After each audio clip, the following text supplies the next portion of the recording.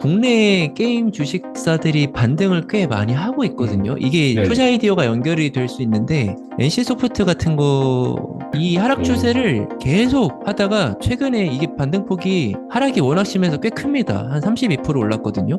이게 NC뿐만 아, 아니라 다 그래요. 다 그래요. 크래프톤이라거나 뭐 어. 펄어비스라거나.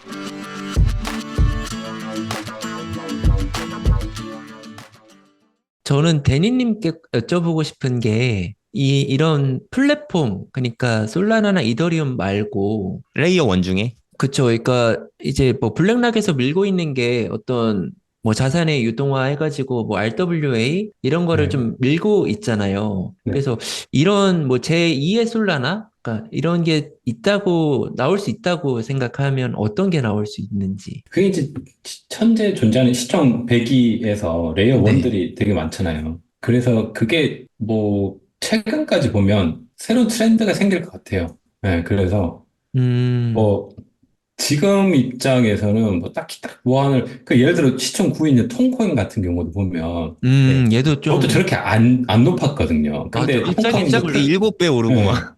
플랫폼 어, 코인이었는데 저 톤이 오른 건 아, 사실 벌써, 네, 텔레그램 올로 때문이에요. 보세요, 올. 아, 네. 9위까지 올라왔네요, 얘가. 저게 야, 텔레그램인데, 저게 워낙 원래 그 크립토 투자하는 분들 다 텔레그램으로 하니까, 네. 거기서 응용할 수 있는 게 굉장히 많다 보니까, 음, 저까지 이제 끌어올린 건데, 시총도 굉장히 많이 올렸죠. 그래서 사실 저 통코인도 보면, 기존의 레이어 원, 그러니까 솔라나 같은 그 플랫폼 코인들이 갖춰야 될 것들을 그냥 좀 다른 개념에서 다 똑같이 갖추고 있는 거거든요.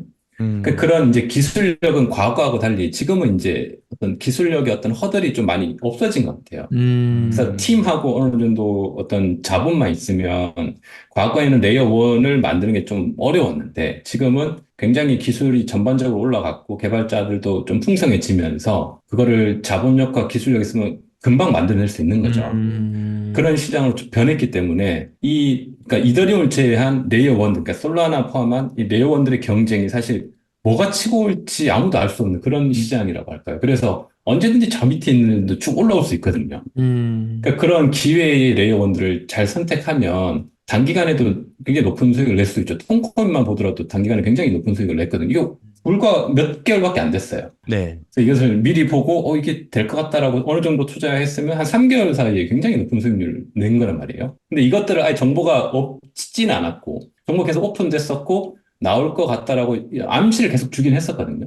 근데 음. 이제 그게 이제 시장에서 이제 조금씩 반영되면서 지금 뭐 이까지 끌어올린 건데, 이러한 것들이 계속 나올 수 있다고 봅니다. 그래서, 개발력이 네. 상향 평준화 되다 보니까 오히려 네. 마케팅력이 중요한 그게 되는 것 같아요. 그렇죠. 마케팅 영역하고 얼마나 그 투자자들을 많이 확보하는지, 그리고 얼마나 단기간에 이런 사용자들로부터 많이 이제 이끄는지, 그게 중요해진 것 같아요. 그래서 그러다 보니까 오히려 과거에 있던 레이어 원들이 힘을 못 내고 있는, 예를 들어 어, 저기 뭐 10위에 있는 카르다나 같은 거 굉장히 오래된 레이어 원인데, 에이다. 물론 네. 예, 많이 떨어지진 않았지만, 그 카르다노에서 보통 저기서 대비라든지 디페라든지 그런 게 뭐 사실 거의 잘 없거든요. 그러니까 거의 이제 유지는 하고 있지만 더 올라오기 좀 힘든, 그래서 밑에서 이제 치고 올라오는 애들이 더 많은 그런 것들을 좀 잘 보는 게 니어 같은 경우도 그렇고, 니어는 사실 저기 보면 시총 1위였는데 쟤는 원래 그냥 레이어 1 플랫폼이었는데 AI 이슈로, 원래 AI가 아니거든요.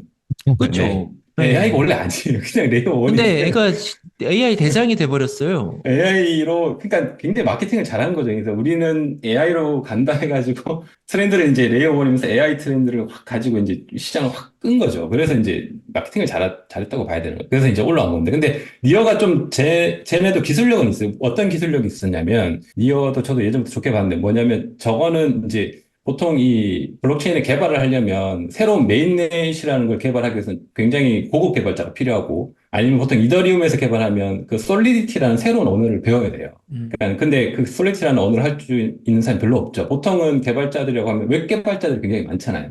네. 웹 개발자는 우리나라에도 널려 있는데 그 니어 프로토콜 같은 경우는 내가 웹 개발을 하고 있으면 바로 저기 들어가서 바로 이렇게 프로덕트를 만들 수가 있거든요. 어, 근데 예를 들어 이더리움 같은 경우는 웹 개발자더라도 솔리디티도 배워야 되고 해야 될 게 굉장히 많이 있어요. 음, 개발자가 많이 필요하고. 근데 니어는 내가 웹 개발을 했으면 웹 개발을 할 수 있는 사람 두세 명이 바로 이제 할 수 있는 그런 좀 어, 장점이 있긴 해요. 그래서 좋게 보긴 했는데, 근데 그거 이슈로 이렇게 올라온 건 아니고, 아무튼 AI 이슈로 이렇게 올라오는 거 보면서, 아, 이게 시장은 아무튼 마케팅을 잘해야 된다 이런 게 좀 보이긴 하고, 그래서 그런 특징들이 좀 있는 것 같아요. 네. AI 이슈 나온 김에 네. AI 섹터에서 뭐 음, 어떤 식으로 코인을 고르면 좋을지 네, 제가 데니얼드님만의 또 노하우가 있으면 알려주시면 좋을 것 같습니다. 네, 섹터 띄우겠습니다. 네. 근데 그 AI도 재밌는 게 사실 그 AI의 핵심은 그거거든요. AI가 그 핵심이 가지고 있는 딱 두 가지예요. AI를 이제 블록체인에서 하려면 AI 인공지능 학습이잖아요. 그러면 이제 네. 결국에 그 뭐 머신러닝이라고 해서 결국 가지고 있어야 될 빅데이터.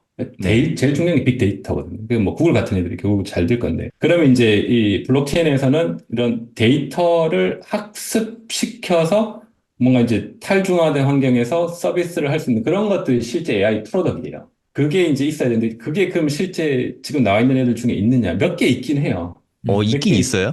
있긴 있는데, 아직 완성품은 아니고, 그런 거를 가지고 음, 있는 애들이 있고, 근데 대부분은 그런 실체는 없고, 이제 마케팅만 있는 거고, 음, 여기서 보면 그런 거를 가지고 있는 게 최근에 많이 올랐던 그 72 아카시 네트워크 같은 경우, 저런 거는 AT&T.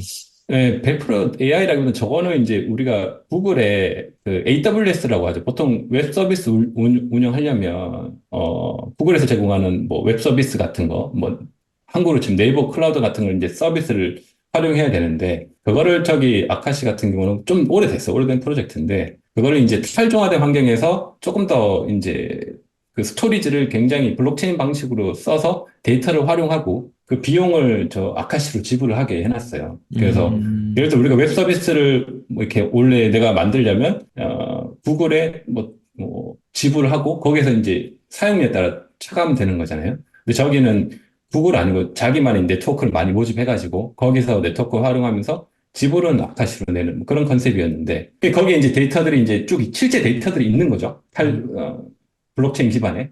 그러니까 그 데이터가 있으니까 저런 거는 실제 AI 데이터로 활용을 해볼 수 있는 거죠. 뭐 학습시킨다든지. 그런 어떤 인프라가 좀 갖춰져 있다고 볼 수는 있고. 그러니까 저런 거는 실제 이제 프로덕트가 있으면서 AI 컨셉이 있는 건데, 나머지는 없는 것들이 대부분이에요. 그냥 그렇지만, 네, 기존 서비스 그냥 AI 서비스도 네, 하겠다 네, 하면서 여기 하겠다라고 테마로 해서, 들어온 게 네. 많거든요. 아니면 그냥 챗 GPT 이제 붙여가지고, 붙이는 건 어렵지 않으니까, 뭐 그렇게 해서 좀 활용하든지. 트렌드가 이, 그거니까.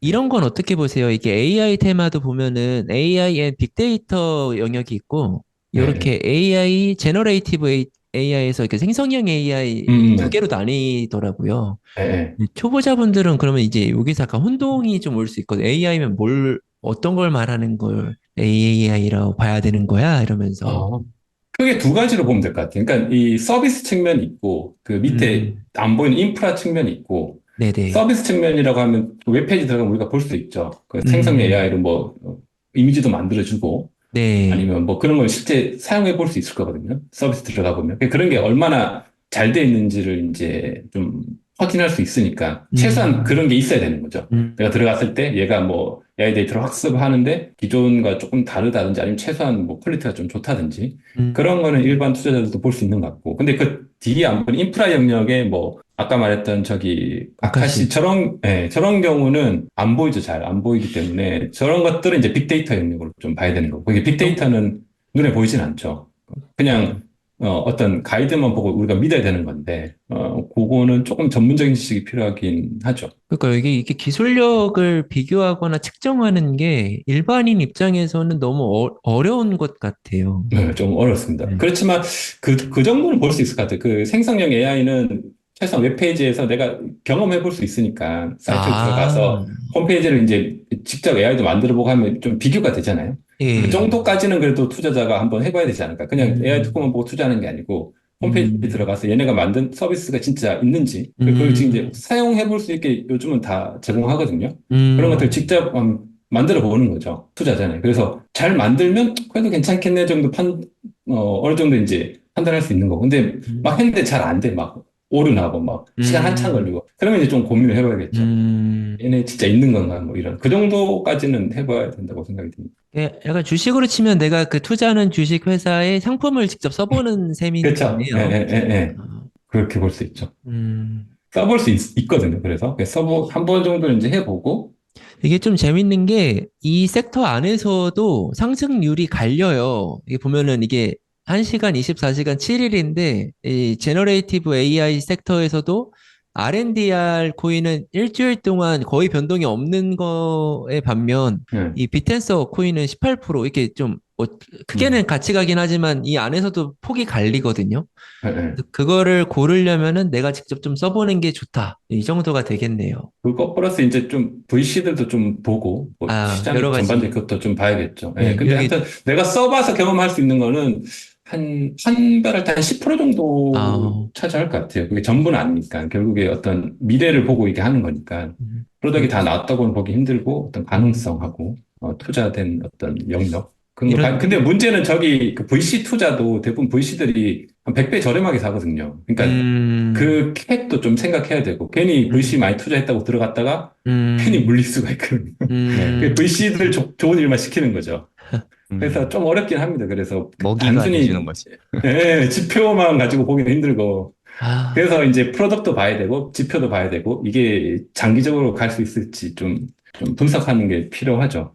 어려운 것 같아요. 뭐 아, 차트도 봐야 되고, 뉴스도 봐야 네. 되고, 또 갑자기 어떤 ETF 악재라든가 네. 거시경제 악재, 네, 완벽한 판단은 불가능한 것 아, 같아요.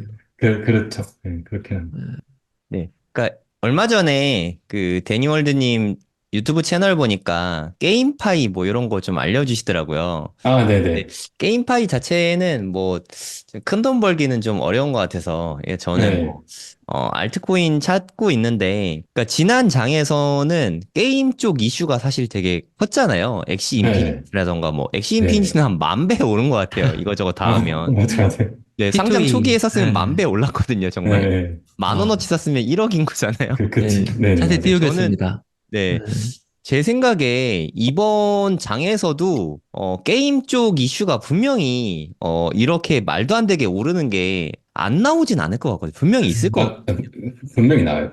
일단 국내 게임 업체들도 사실 네, 큰 대기업들 있잖아요. 국내 게임 업체들이 뭐 그 넥슨, NC 블록체인, 소프트 뭐 이런 넥슨, 데요. NC 뭐 이런 데들이 그 블록체인 개발에서 개발자하고 팀들을 제가 기억하기로는 한 4, 5년 전부터 많이 뽑았거든요. 그러니까 네, 지금 한참 만들고 있을 거예요. 아니, 다 음, 만들었거나, 네, 뭐, 그러면서 이제, 정부 눈치 보면서 프로덕트를 어떻게 내야 되나 이런 방향성을 정하고 있을 것 같긴 한데, 결국에 그 시장이 나오긴 할 텐데, 그 어떤 초입에서 지금 막 크게 떴다가 없어지고 이런 것들이 생기는 거죠. 그게 계속 나올 것 같긴 합니다. 그래서 어떤 식으로 그냥 게임하고 뭐 밈하고 엮어가지고, 그게 제일 핫하고 사용자들 모이도 좋고, 시장을 띄우기가 좋거든요. 그러니까요. 근데 게임이 또 이제 마케팅 하기가 좋잖아요. 네, 좋고. 그래서, 근데 음, 뭐가 될지는 모르는 거죠. 그래서, 음, 저 같은 경우는 그래서 새로 나온 것들 다 일단 해봐요. 해서 뭐, 음, 너무 좋네요. 민파이도 보셨다 그랬는데, 그게 당연히 돈은 안 되거든요.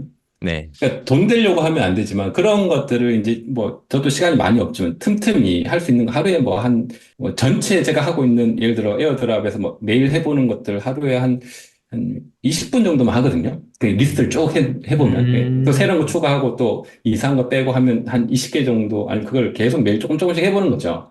소액을 투자해서. 그러다 보면 그걸 이제 분량이 늘어나면 결국에 한 1년 정도 전체를 보면 한 100개 정도까지는 할 수 있거든요. 네, 개인이. 그러니까 와, 이것저것 다. 그러면 100개를 하면 제 생각에 그 중에 최소한 한두 개는 터지게 돼 있어요. 그러니까 음, 그런 생각으로 하는 거죠. 그러니까 그렇게 하면 소액을 투자했지만 터지면 진짜 1,000배거든요. 네, 그런 것도 있고 뭐 그러니까 이제 물론 이제 시간과 노력이 필요하죠. 그래서 그렇게 안 터지더라도 좀 시장을 이해하는 데도 중요하고 그래서 그런 모든 어떤 액시 같은 그런 것도 그렇고 다 결국에 성공한 걸 보면 일단 시장에서 관심 받기 전에 들어가긴 해야 돼요. 음, 음, 그래서 이게, 아무도 모를 때, 예, 네. 그때는 관심 없을 때 이제 조금씩 하다 보면 그게 시장에 관심 받으면서 볼륨이 꽤 커지고 관심 받으면 꽤 커지니까 지금은 의미 없는 게 그때 되면 굉장히 의미가 생기는 거죠. 그렇게 항상 변하더라고요. 그래서. 이게 지금 최근에 국내 게임 주식사들이 반등을 꽤 많이 하고 있거든요. 이게 투자 네네. 아이디어가 연결이 될 수 있는데 NC소프트 같은 거 보면 되게 이게 음. 조롱을 많이 받았어요. 그쵸. 네. 근데 최근에 이게 지금 보면은 하락이 엄청나게 그러네요.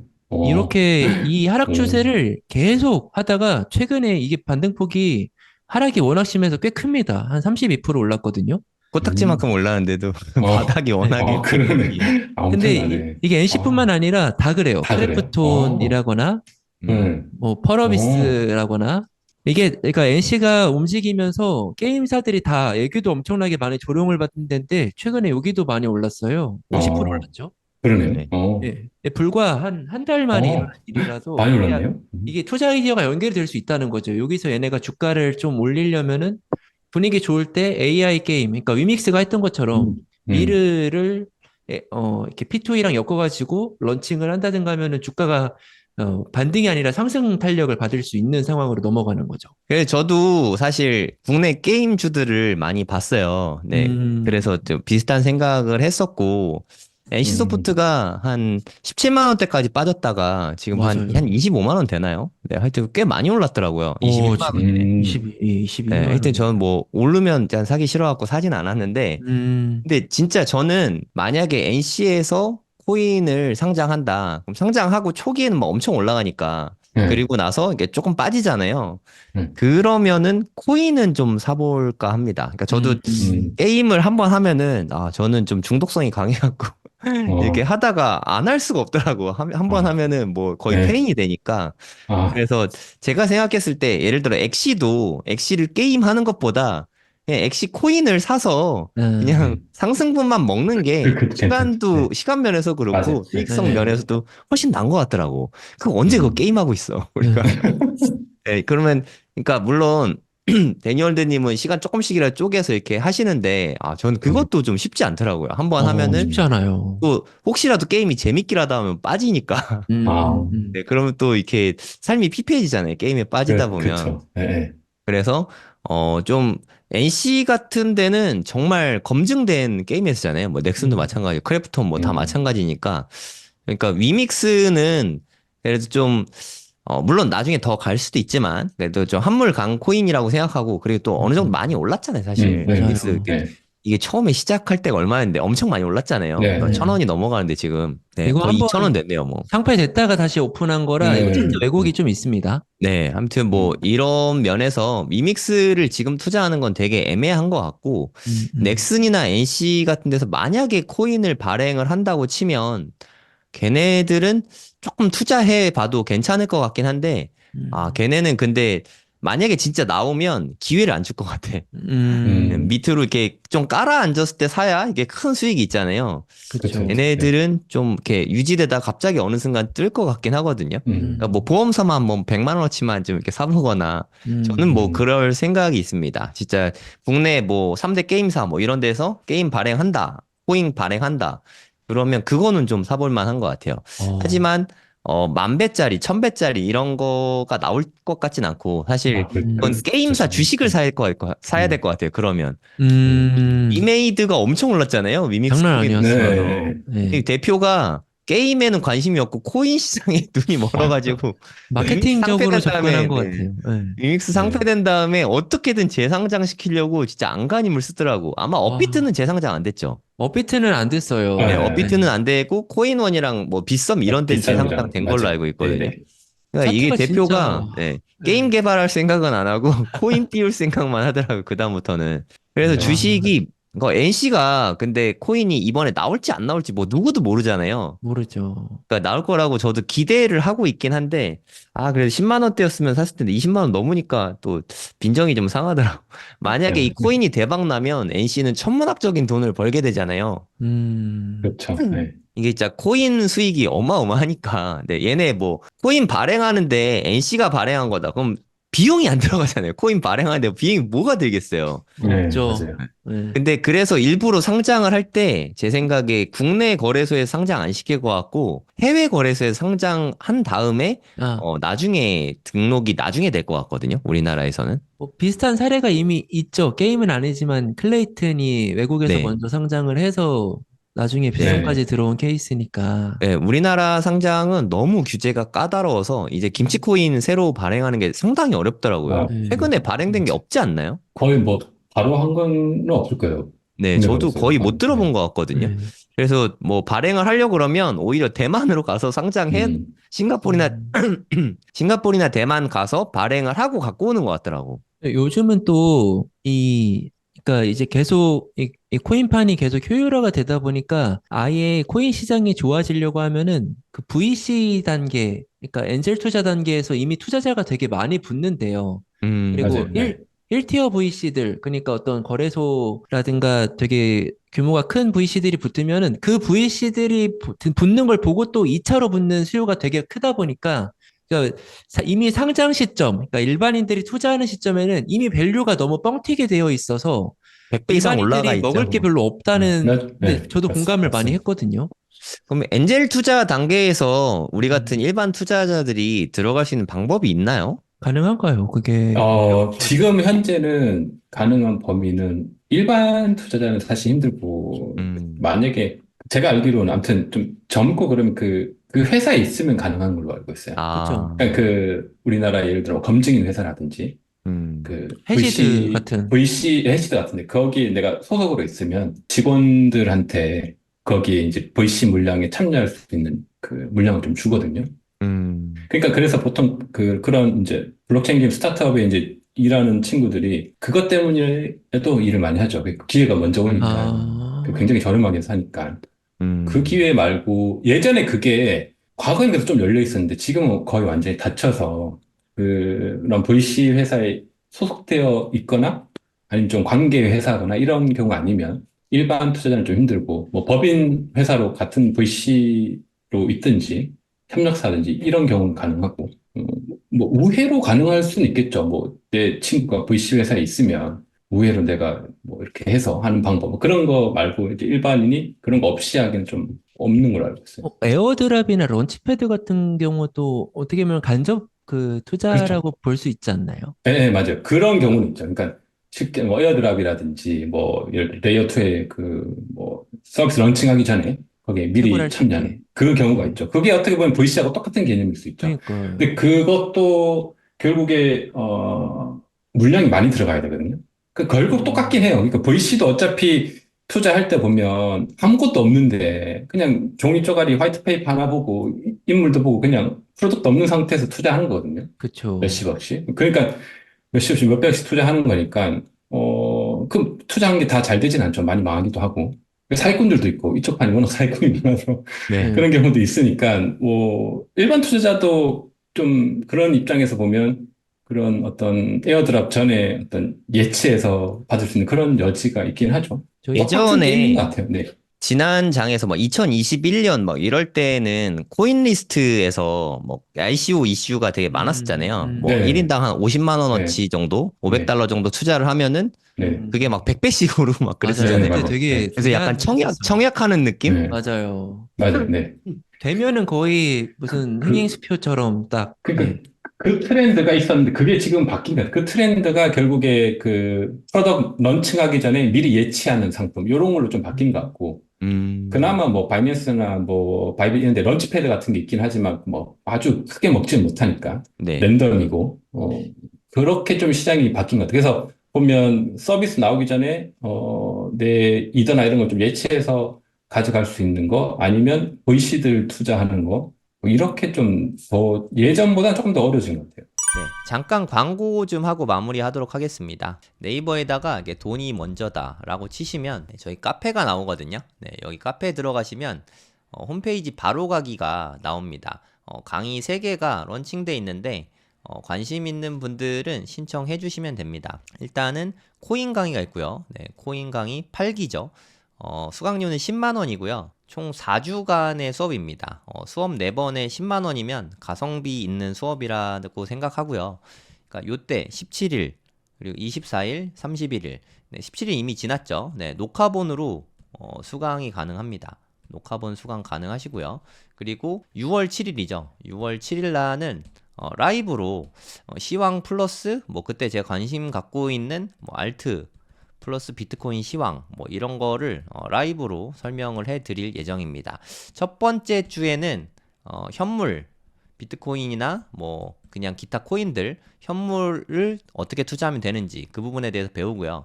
두 번째 주차에는 차트 보는 법이랑 선물 투자하는 법 이런 부분에 대해서 배웁니다.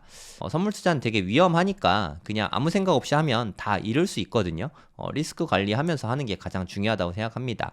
세 번째 주차에는 바이낸스 사용법 이런 것들을 배우게 됩니다. 코인 강의 관심 있는 분들은 여기서 신청해 주시면 됩니다. 돈이 먼저다 사이트에서 더보기와 고정 댓글에 있으니까 보시고 신청해 주시면 돼요. 그리고 경매 요즘에 부동산 시장이 다시 조금씩 빛을 발하고 있는 것 같아요. 제 개인적인 바람으로는 내년까지 부동산 시장이 좀 떨어져 줬으면 좋겠는데 제 생각에는 그냥 횡보 정도 하게 될 것 같거든요.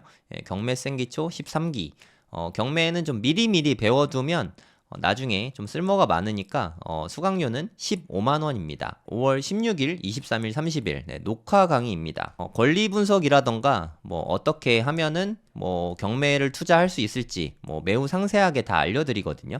3주차 때는 법인에 대해서 법인 투자하는 법 뭐 이런 거 법인의 장점 단점 이런 부분들을 상세하게 알려드리고 있고요.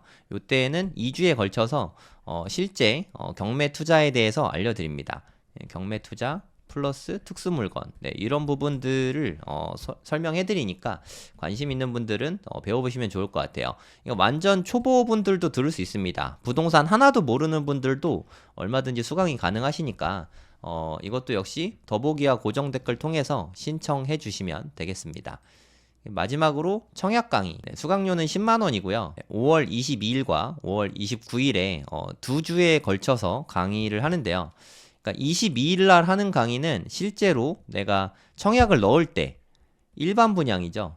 일반 분양이나 특공 어떻게 하는 게 당첨될 수 있는지 그 전략에 대해서 말씀을 드리고요. 그리고 이때는 분양권 투자에 대해서 말씀을 드립니다. 가점이 딸리신 분이나 뭐 주택이 2주택 이상 되면은 어차피 청약을 넣을 수가 없잖아요. 그런 분들은 분양권을 좀 관심 갖고 봐도 좋다고 생각하거든요. 저도 내년에는 분양권 시장에 좀 괜찮은 물건들이 많이 나올 것 같아서 내년에는 분양권을 좀 잘 들여다볼 생각입니다. 기초를 좀 배워야 이것도 가능하니까 마찬가지로 부동산에 대해서 전혀 모르는 초보자분들 대상이니까 그냥 부동산을 처음부터 공부하고 싶으신 분들은 신청해 주시면 되겠습니다.